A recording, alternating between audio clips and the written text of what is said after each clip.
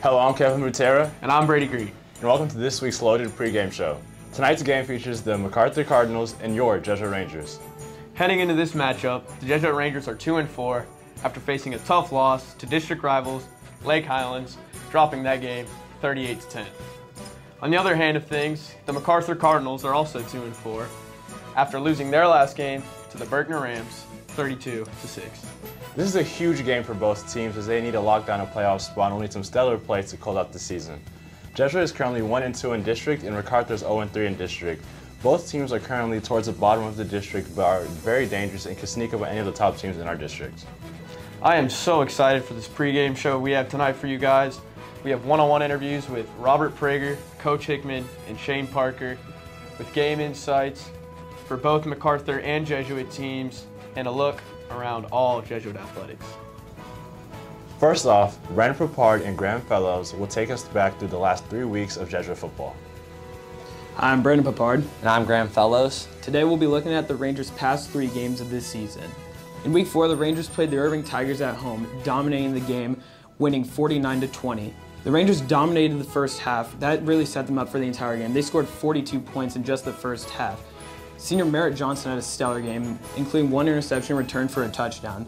The Rangers also dominated the passing game. They had 251 passing yards compared to Irving's of 180.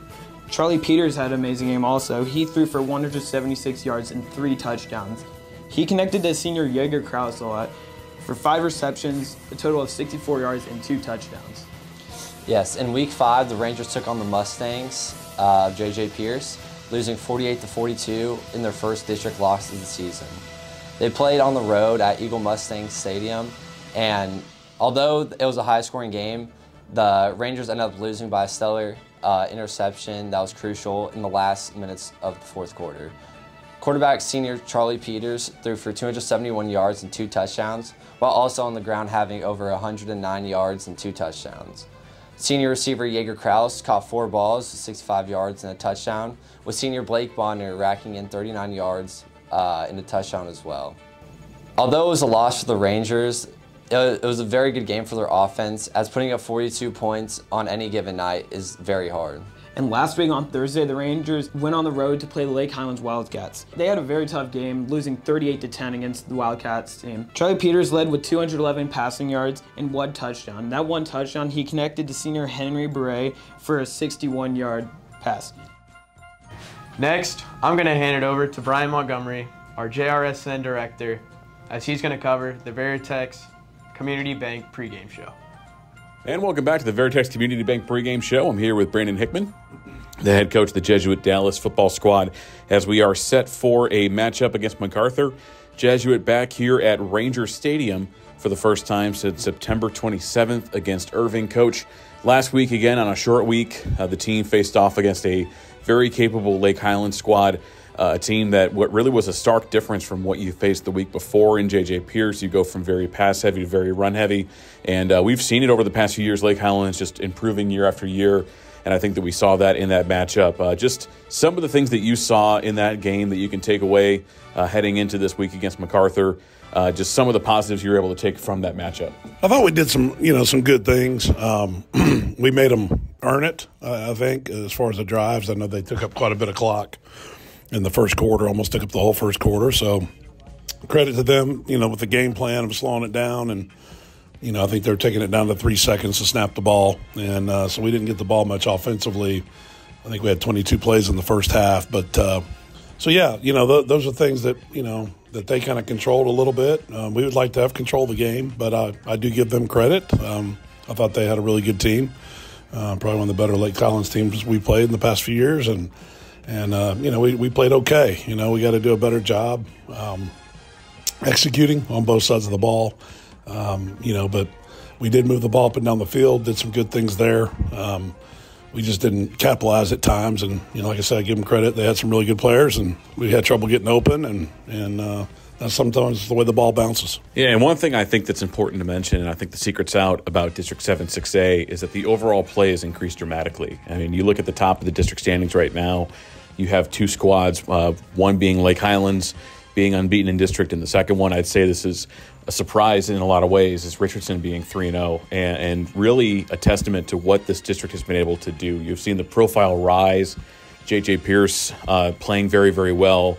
Obviously, Lake Highlands, Richardson takes out Berkner in the first week of district, and then you have Berkner, who's kind of waiting in the wings right along where Jesuit is, and I think we're going to see our two squads battling it out down the stretch, Richardson included, with the matchup we have next week.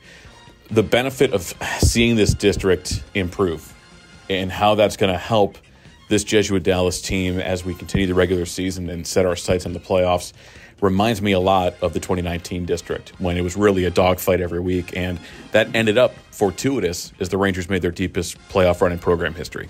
Yeah, I mean, I think this district's a lot better. You know, you look at last year, we felt like it was a really good district. I think we finished third. When we got in the playoffs, we played a team that should have been the district champion and ended up beating them by 2 touchdowns. So, yeah, the district's really tough. You know, I could compare it maybe close to that. I think the talent level has changed at these schools. I don't know the answer why. I think some of these communities, people are moving in, and, you know, as far as the growth is, they're already done with the growth, but they're already moving in. Some older couples are moving out. And I know my cousin lives in Lake Highlands, and he's young with a young family. And so, yeah, you're seeing a little bit of shift there. I think the indoor facilities they have there, too, is a little bit of an attraction to people. They have really nice indoors, all 4 schools. So you're seeing a movement. I've seen it the past 2 years. It's a different team that you're playing in Richardson ISDs than what we've seen in the previous years when we played them. But it makes it fun. It makes it a challenge for sure. We're excited about the rest of the district. You know, I think we've got 4 games here, and we told the kids we kind of control our own destiny, and you know that's our goal. It's kind of a playoff now, really, and so we're trying to take them one game at a time. We got a couple guys back from injury. I think that'll help us. We've been depleted in a few areas, and guys have stepped in and you know have done a pretty good job. So you know that happens during the season. And the good thing is we have numbers that helps. We have a lot of kids out. So that helps too. If people do go down, you know, someone's got to step up that maybe didn't think they might play this year. Yeah, that's the benefit, Coach, of you and I being together for 10 years is I think you kind of have an idea of the next question I'm going to ask every time, and I think this is a great time to bring that up. We've seen the return of Henry Beret 2 weeks ago. He's starting to really get it going. Big touchdown last week against Lake Highlands. But I know, in addition, there's a very exciting return that we can talk about heading into this game on Friday in the wide receiver spot. Yeah, I mean, it was a surprise he's back. You know, Jack Yeske got cleared to play, and it's really cool to see him out at practice and catching balls. And I think there's a comfort level there with Charlie, you know, and Jack. They you know, connected quite a bit last year with each other, and unfortunately went down with the dislocated hip against Hebron the first game of the season. And, you know, he stayed patient, and he's been on his crutches, you know, for weeks, and showing up to every practice and still being a leader. I'm so proud of him, being able to come back his senior year, being able to play, you know, the last 4 games, and I'm really excited for him. And then Henry, yeah, he had the high ankle sprain in the New Orleans game, so he's been out. I didn't think he was full speed against Pierce, so that's kind of why we ran Charlie more. But then last week, he was full speed against Lake Highlands. He took that ball down the sideline and left everyone. So that was exciting to see that. That's one positive, you know, we were talking about earlier that we took away from that is, you know, Henry was full speed. And then we felt that after watching him blaze down the sidelines there for a touchdown. So, yeah, we're getting some guys back. Hopefully we'll get a couple more back. You know, it's unfortunate we lost Harlan Buechler to a broken thumb the last play of the game against Pierce. He was having a great year, but he's also a junior, and he's got another year left. So, you know, we're starting to kind of get the pieces back together a little bit to make this push through the rest of the district. And once again, I'm Brian Montgomery here on the Vertex Community Bank pregame show with Coach Hickman. That home stretch begins against MacArthur. One of the best perks about the way that this season fell is Jesuit will wrap up the year with 3 of its last 4 games here at Ranger Stadium, and it begins against the Cardinals. Struggling a little bit through the opening component of district, but still a team that could potentially create some issues. Quarterback with a great arm, a very determined run defense, and looking at the last 2 weeks defensively, what the team has been able to has had to face, with a very high-powered passing offense in Pierce and a very high-powered run game with Lake Highlands. I think even though the games didn't go your way, the most important thing it can also give you is tape to see how the team can improve, because you're going to face a lot of those differentiating type of offenses over the home stretch here. Yeah, I mean, we've seen it all. I thought Pierce threw it around really well. That little quarterback they had was a good player. And then, see Lake Highlands just running the ball well. I will say this about Irving MacArthur. They play us well, and everybody's out to beat us. So they're going to come ready to play. I've told the kids that. You better be ready to go Friday night. Their defense is scrappy. I would say that. They're really big in the middle. Number 27 stands out. He's a guy that we really got to see where he's at on the field. And they've got a lot of good size on the defensive line, and they're fast in the secondary. So their strength is their defense. Offensively, their quarterback, he's efficient. He's kind of been hit and miss throughout the season, but he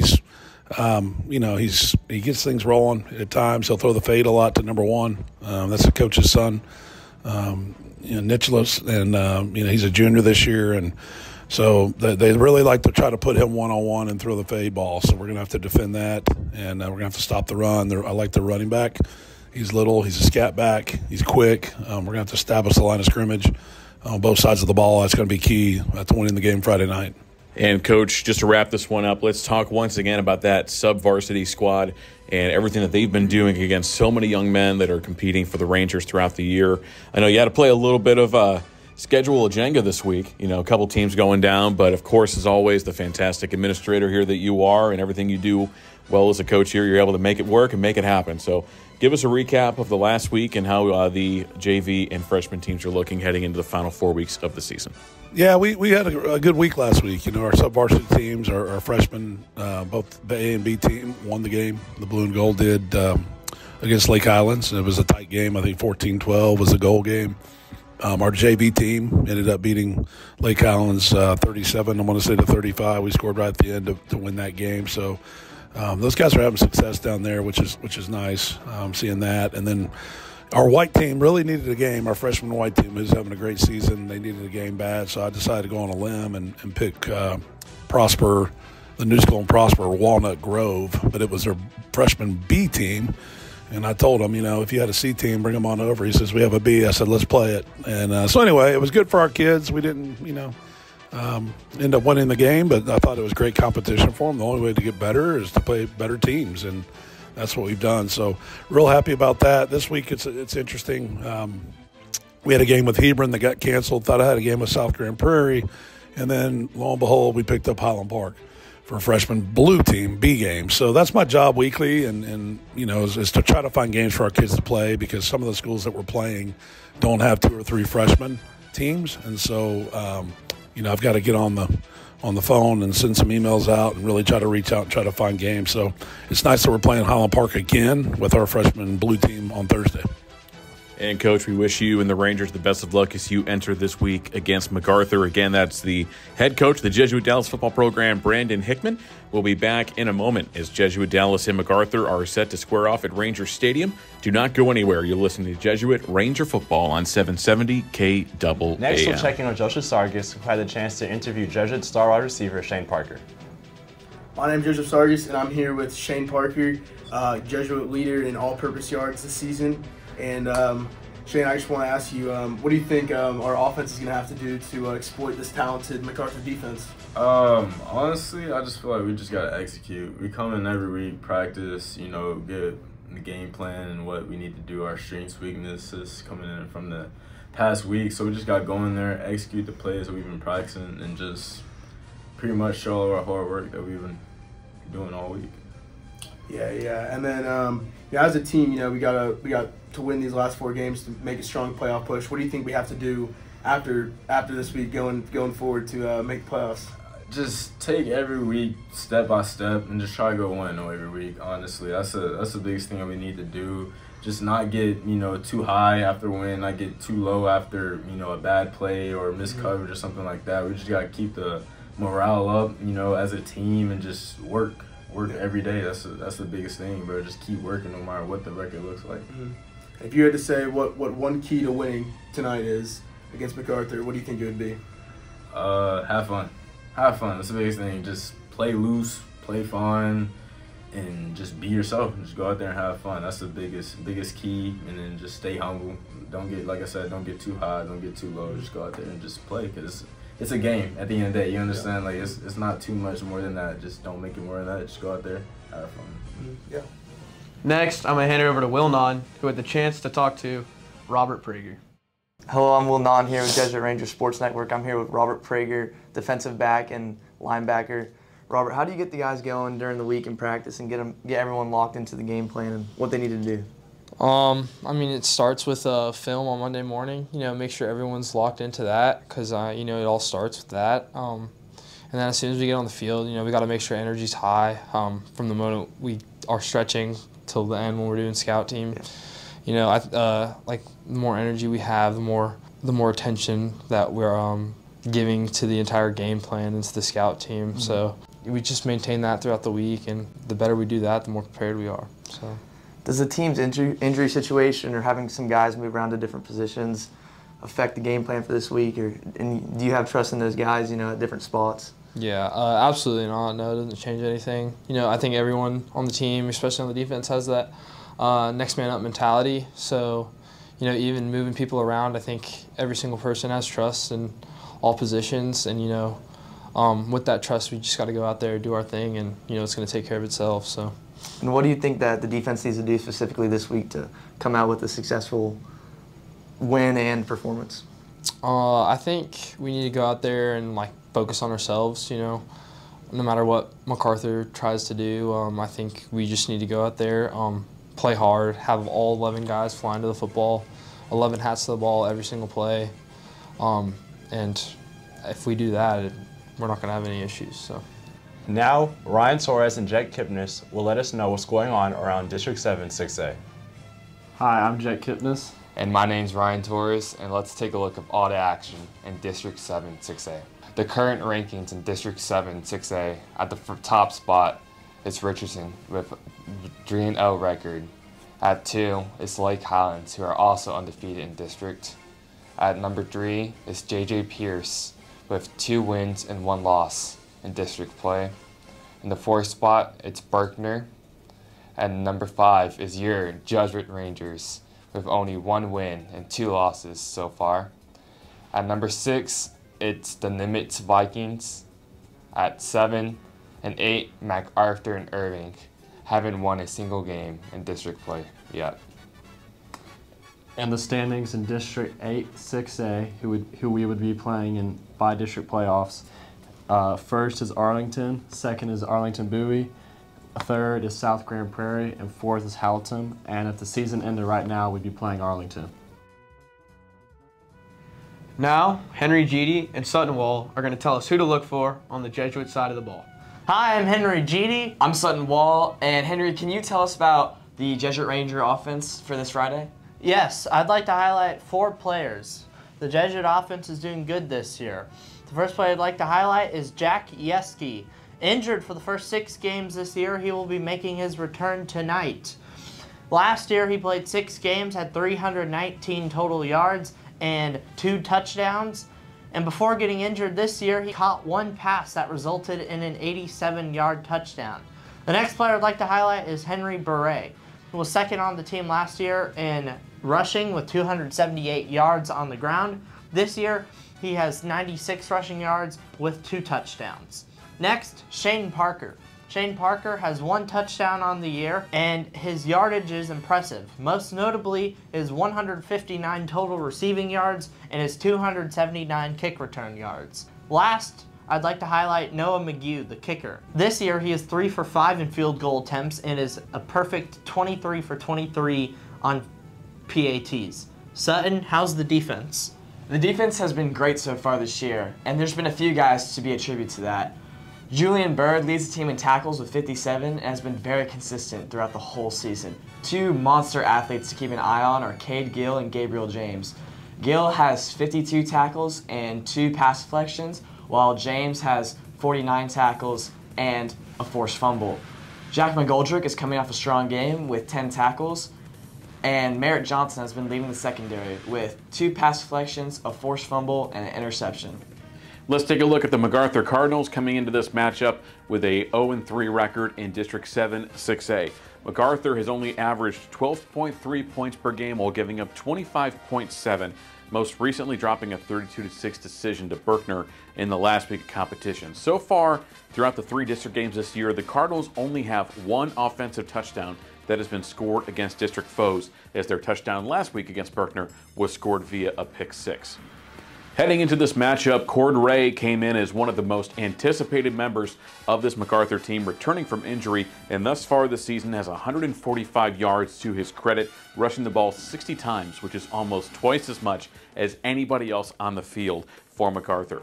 Brock Willis has developed as the team's quarterback, continuing his performance from last season by having 537 yards, 3 touchdowns to 2 picks so far this year. Leading in the receiving corps is Banner Nicholas, son of head coach Beck Nicholas, who has 241 yards on 10 receptions, averaging 24.1 per catch with 2 touchdowns this year. Once again, heading into the home stretch of the season, this MacArthur team trying to get the program back on track. The team has not been to the postseason since 2018. This Irving MacArthur program for a long time was the banner program for Irving ISD. Coach Nicholas and his squad are looking to get back on top, starting tonight against the Jesuit Dallas Rangers. Now, let's hand it over to Levi Secker, who's going to give us the matchup history between the MacArthur Cardinals and our Jesuit Rangers. Hi, I'm Levi Secker. I'll be going over the matchup history between Jesuit and MacArthur. Since 2006, Jesuit is 6-2 against MacArthur, and we are currently on a 5-game winning streak. The last time MacArthur won was in 2014, when they won 69-30. Jesuit is 3-2 at home and 3-0 away, and we currently average 33.5 points per game against MacArthur. Last year, Jesuit won 34-17. Charlie Peters threw for 221 yards and 2 passing touchdowns. Jaeger Krause caught one of those, and Henry Beret had 1 rushing touchdown as well. And lastly, we'll hand it over to Ethan Mahold, who'll give us a look at what's happening across the scope of Jesuit athletics. Hi, I'm Ethan Mahold, and let's take a look at what happened around Jesuit athletics this week. On Thursday the 10th, water polo matched up against a tough team in Flower Mound Marcus in the UIL Region 1 6A tournament. In this area round, they were defeated 9-13, but put up a good fight against the #1 team in Texas and the #3 team ranked nationally. On Friday the 11th, the tennis team traveled down to Houston to take on Strake Jesuit, where they fell in a decision 10-5. This week, the golf team was in the Seguin Cougar Open in Grand Prairie, Texas. The swim and dive team beat Capel on Tuesday. The Rangers hockey team took on Frisco West and McKinney on Wednesday, and the Jesuit crew team leaves on Thursday for their event in Boston. Best of luck to them. Then looking forward to next week, the first event we see is the cross country Region 1 6A championships for cross country. Thanks for tuning in. I want to say a special thank you for all the broadcasting announcing people who helped work on this pregame show that will be on the screen now. Don't go anywhere, as we'll be right back with game action shortly. Go Rangers!